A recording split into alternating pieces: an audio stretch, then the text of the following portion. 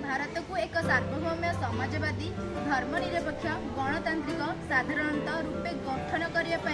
दृढ़ संकल्प नहीं और यार समस्त नागरिक सामाजिक अर्थनैतिक और राजनैतिक न्याय चिंता अभिव्यक्त प्रत्यय धर्मीय विश्वास एवं उपासनार स्वतंत्रता स्थिति और सुविधा सुजोगर समानतार सुरक्षा प्रदान करने तथा व्यक्ति मर्यादा एवं राष्ट्रर ऐक्य और संहतिर निश्चित करी सेमानक मध्यरे भातृभाव उत्साहित करने 1949 मसीहा नवेम्बर 26 तारीख दिन आमर संविधान प्रणयन सभा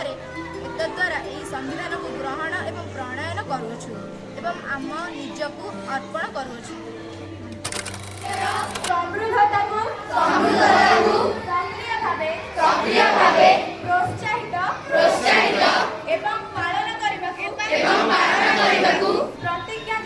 प्रतिज्ञा करुछु दैनंदिन